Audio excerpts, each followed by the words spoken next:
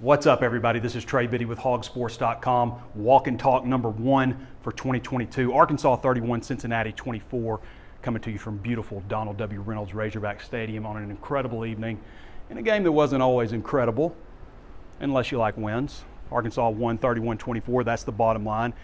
Got it when they had to get it. That drive at the end of the game with 5:49 left. We'll talk about that. We'll talk about the transfer impact. We'll talk about the crowd. We'll talk about injuries, unfortunately. KJ Jefferson, Rocket Sanders, the running game, all of those things. We're going to get into all of that on the Walk and Talk today. But unless you're one of those guys that were predicting like 51-10 or something, you should be pretty excited about where Arkansas is right now. Cincinnati's a good program. And I'm going to say this, but we don't usually pick up stragglers on the Walk and Talk. But I'm going to go with my instincts on this one. Saddle up, Josh Pate. Yeah. Everybody, Josh Pate with the late kick. Going to join us for a little bit on the Walk and Talk. We don't normally do it, but we got to bring in Josh Pate. His first trip. This is like, huh? First trip to Fayetteville. It was amazing.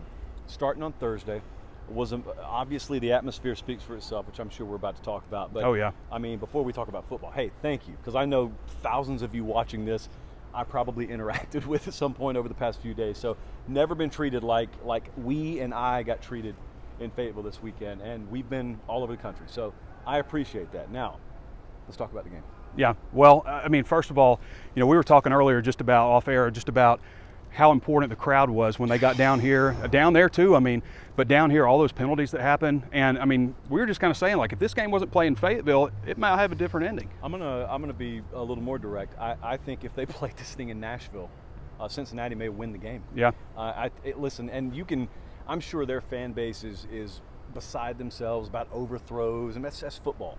But there were times today procedurally where they couldn't operate. Mm-hmm. And I was on the field the whole game. I'm right down here in this end zone, and 2 times down here, you push them back to the point where you had 1st and goal, man. Yeah. I mean, that's a 1-possession game. They're about to put themselves in position to win this thing, and crowd is such a factor, and it was a factor the whole afternoon down in this other end zone. They're in field goal position. You false start them, felt like 19 times you push them out of field goal position, but man, it's such a big deal. That's why Sam Pittman talks about this place the way he does. But that's why, man, a lot of folks are slow nationally to pick up on it, but it's so obvious. Yeah. If you come here, now this is my first time here, but if you talk to people like you who have been around, and you compare what you have now to what you have had in the past, it's how much more pride can you take in yourself than I blacked impacting a game? I blacked out all that out. I don't even remember what that was like. Someone said Western Kentucky around my guy the other day, and he just recoiled. Yeah, it was amazing. We don't like to talk about that around here, but absolutely electric environment, and just a great evening for college football. And the important thing that Arkansas came out with a win, because we've been following college football, you know, without games for 8 months now, and you're always wondering. You think you know, but we know less about college football before this game, before this weekend, than we will the rest of the year. So that point, I don't think it can be emphasized enough. Here's what I noticed. This is not just Arkansas, although there will be people watching this who fit this description. Take this as medicine, please. But nationally, when we go into post-spring practice season, so summer, preview magazine season, I noticed this amnesia that sets in. Yeah. And it's almost like people forget how football works. Yep. And you look at those pristine depth charts, and you get your win-loss records and predictions in your head, and you forget that this is not Xbox, man.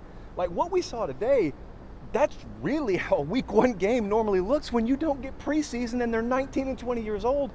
I think it's a credit.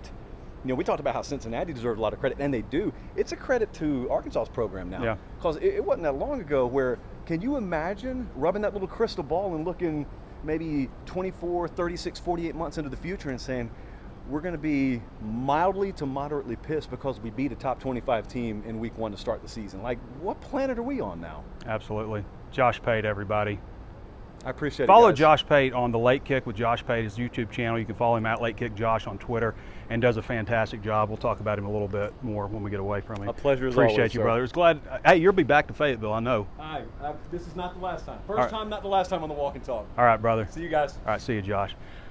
You guys know how I know that Josh Pate does a fantastic job with his national coverage, because he doesn't screw up Arkansas. And I know Arkansas inside and out. And I know that he's not messing up Arkansas, he's not messing up other teams. Not a hot take guy, does a fantastic job, so throw him a follow. Go check out his YouTube channel if you haven't done so already. We don't usually have guests on the Walk and Talk, but the popular demand, it was so intense that we had to do it, and Josh Pate is the perfect first guest that we're ever going to have. Maybe the only one, I don't know. We may not do this again, but we had to have Josh on. Does a fantastic job. So what are we going to talk about now? I want to talk about the transfer impact, because that was something that I said all off season, and especially during camp, because I'm looking out there and I'm going, man, they're really deep. They're as deep as any Razorback. I still believe that. I still believe that, even though, you know, I know some people aren't going to be super pleased with the score, but, and we're going to get into all that, but what I have said throughout the whole offseason is everybody else looking at the teams that they cover and going, man, this team's really deep. And that's what made this season kind of hard to predict. And Cincinnati got some big-time transfers too. Cincinnati, by the way, credit, they've got a good football team. I thought the biggest thing that I was going to notice about Cincinnati when we first went out there was a dramatic size difference. Even though some guys are listed at 6'4", 320 or something, people are built differently. I've seen 6'4", 320 linemen for Georgia that look a lot different than Arkansas 6'4", 320. That's changing. I know that's changing, but credit Cincinnati. They got a good-looking team, better than I thought even. And, you know, I'm looking at like our predictions for this game, and I'm 34-24. A couple of our guys are like 31-21, something like that. So we're like predicting 10-point wins. So most people that cover the team, you know, they're in media, Vegas also, expected this to be a pretty close game. And, you know, coming out with openers like this, you find out a lot about yourself, and you can go back and correct a lot of things. And the good thing is that Arkansas came out with a win. Before I get to the transfer impact, I want to talk about that final drive also with 5:49 to play, because Arkansas took the entire clock down. 5:49 to play, 3rd and 9, KJ Jefferson. Wow, what a play by KJ Jefferson. I felt like he knew, he had rocket too, but I felt like he knew he was keeping the ball the whole time. Picked up 14 yards and just kept the chains moving and basically won the game. Not there, but that was a huge component in that game for Arkansas winning. Transfers. Who had the sacks today? Drew Sanders, Jordan Dominic, Landon Jackson. Those are the guys that had the sacks. Who had the big interception that set the tone right at the beginning? Dwight McGlothern. Transfer. Eric Gregory also popped that quarterback pretty good, Ben Bryant. He popped him pretty good. He took some, that's kind of what it felt like. It was like he either had all day to sit back there and kind of pat the ball, go through his reads, or he was just getting annihilated. And, you know, Arkansas secondary did not play very well. And some of it was because, you know, he was able to sit back there and throw the ball. But I'm going to just say this. I don't want to hear anybody telling me about why Hudson Clark shouldn't start. I don't remember him giving up any big plays in this one. And I've said before, he's not even Arkansas's worst secondary player. And, you know, Arkansas's got some things that they can clean up, obviously, in the secondary. And there's some injuries that are of a concern. Jalen Catalon, Miles Slusher. Sam thinks he's going to be okay. Like, I don't know if that means okay for South Carolina, but, you know, they were kind of worried about him for a minute. Isaiah Nichols came out for a little while. You know, and just on the topic of KJ, not only did he have that big run, but KJ, he missed some play. Like, there was a play early where Matt Landers was wide open down here, and he missed him. But KJ also was, you can't expect perfection, right? KJ was also had 223 passing yards, had a rushing touchdown, some really big plays, 3 passing touchdowns. I mean, pretty good day overall for KJ Jefferson. I do feel like, you know, you don't want to get too loose, but I feel like he could loosen up just a little bit more moving forward, because I still feel like Arkansas's wide receivers have the potential to be really, really good. And, you know, if he did Matt Landers on that one play down there, then I think a lot of people would have seen that. But Malik Hornsby played a little bit too. I thought maybe we'd see him get a few more carries. Rocket Sanders was incredible. Now, there were some issues early on, penalties and stuff. Penalties, I think, wiped out like a 37-yard run by Rocket Sanders. We're getting out over here. And it's hard walking constantly and not breathing and walking up steps. So don't give me a hard time about getting winded here. I think I can get out right here. Yep, we're open. So, pretty solid day by KJ. Big impact from the transfers. The defense was pretty lights out. I mean, there were some things that helped them, but I mean, it was 14-0 in the first half, right? Special teams left some few things to be desired, especially punting the ball. wasn't real. I mean, they didn't have a whole lot of opportunities aside from, what's up? They didn't have a whole lot of opportunities aside from, you know, some punts and a field goal attempt. Kicked the ball out of the back of the end zone. Blake did a good job there on most of those kickoffs. So overall, special teams for Arkansas, you know, there were some positives, some negatives. I didn't really like A.J. Green bringing the ball out there when he's in the end zone. Obviously, that resulted in, you know, a big issue with that resulted in the fumble, or it didn't result in that, but, you know, it pinned them back in their own end, and then, you know, fumble the ball and give it back over to Cincinnati. But that's where Arkansas's crowd came into the picture. Arkansas's crowd was really good. Now, some of the students left a little bit early, but that happens, I guess.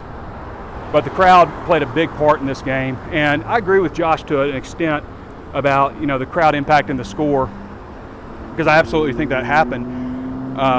But also, I felt like, you know, when Arkansas had to win the game, and that's what's so important. That's what I take away from this so much. That final 5:49, so important in this game. How big was Rocket Sanders? We got to see a little bit of Rashad DeBinion, had some good plays. A.J. Green had some good plays. Didn't get to see Dominic Johnson. Maybe by South Carolina we'll see Dominic Johnson, but Rocket Sanders ran extremely hard, was tough, kept it tight, nice stiff arms the whole game. I can't wait to, as soon as I get home, I'm going back and watching this game. So just to kind of break down everything that happened. But yeah, it wasn't a blowout. I mean, even though, you know, I picked 34-24, I'm still thinking there's a chance that they could really come out on fire. But Arkansas's MO a little bit under Sam Pittman has been kind of a slow start offensively. I mean, it was 14-0 at half. One of those was set up by the Dwight McGlothern interception for 51-yard interception. So, man, it's a beautiful evening. Get a look outside here of the stadium. I mean, you couldn't ask for a much better evening. What else do we need to cover here? Rocket Sanders, we covered him. KJ Jefferson, the transfer impact. I still think the wide receivers have a chance to be very good. Trey Knox, I don't think we touched on Trey Knox, but 2 touchdown catches, 6 grabs overall. Trey's such a good kid, you know. He was a guy that, you know, I think a lot of people said, man, he might end up transferring or something. But it just wasn't working out for him at wide receiver. He totally embraced for the team the role of playing tight end, and I think that he does have a chance to make some money. He keeps making plays like he did today. I mean, he was pretty clutch today. And really, I think they only played like 2 tight ends in the game. So Trey Knox, definitely kudos to him. Had a really good showing. Defensively, bumper pool with 14 tackles. There was some good defensive line. You wish, like, the one thing that I would say that was maybe a little disappointing at times was Arkansas's offensive line not really protecting KJ Jefferson enough. You know, I always felt like he was kind of on the move a little bit, getting some pressure. Now, run blocking was pretty solid. I mean, Arkansas ran for 224 yards, I think maybe close to 250 before the sacks, but 224 yards. KJ threw for 223, so you got a lot of balance there. So what's next? South Carolina. And it's going to be a tough game again. It's an SEC game. Does South Carolina play in an easier opponent? Is that better for them, or is it better for Arkansas to play a tough opponent, be a little tested, although you have come away with some injuries? I mean, that's a concern. Is Jalen Catalon going to be ready? Is Miles Slusher going to be ready in this game? Those are a couple of big ones. And Arkansas secondary definitely struggled. We've got to figure something out. Now, I think we all know who certain people are starting. You know, that's been such a big topic of discussion about who should start and who shouldn't, and everybody was worried about Dwight McGlothern. Why is he with the 3rd team? You know, it's kind of like, well, just give it time. You know, they're getting different looks and stuff. But, you know, McGlothern, I think, played well overall. Hudson Clark played well overall. And then there were some other guys that, you know, did, and there were some that struggled. But I think that's one area that you look at and you go, got to get a little bit better in the secondary moving forward, because you know, there were some opportunities that Ben Bryant had that, you know, where he could have really smoked them, just missing a little bit on some of those deep throws. So I don't know what else there is to cover, but I do know this. Until I think Monday night, HawgSports is 75% off. We don't talk a whole lot about promos on here, but that's like $28 for the entire year. I think it's 52 cents a week. Just a little over $2 for an entire month, $2.24 or something for an entire month, 7 cents a day at HawgSports. So if you like the walk and talk, I mean, I'm not like making a bunch of money on this or anything, but if you like the walk and talk, if you like drive time, if you like the free content that we put out at HawgSports, then come check out our VIP content, all of our recruiting stuff, how we paint the picture, our opinion pieces, all that stuff, analytical stuff. Come check that out at HawgSports.com. Support what we do for 7 cents a day. If you can find something you like better for 7 cents a day, then I would love to hear about it. But that's the deal right now. This is a super long walk and talk because we had Josh Pate, but we're going to take one last look at the stadium. Nice look. So, should you be disappointed? Maybe a little bit. You could be disappointed a little bit. They didn't come out like gangbusters in this one. But Cincinnati has a better football team than I think a lot of people maybe realize, especially some of the predictions that I was hearing and seeing from Razorback fans were just a little bit ambitious, especially for a game one opponent, because you're feeling out so much stuff. There's so many new faces, and Cincinnati was doing the same thing, but you're feeling out so much. But the important thing is Arkansas came out with a win against a team, again, that returns several players from a college football playoff team last year. Although it's not a sexy name, it's not a sexy conference, but it's a good program, and Cincinnati has a lot to be proud of. Got a good team. Probably won't lose another game this year. All right, everybody. We'll be back with you guys on Monday. We'll reflect on this game a little bit more after I've gone back and watched video of the game and take a little quick look at the South Carolina game as well. Thanks for joining me, everybody. This has been Trey Biddy with HawgSports.com, finishing up the walk and talk number 1, and we'll catch you next time.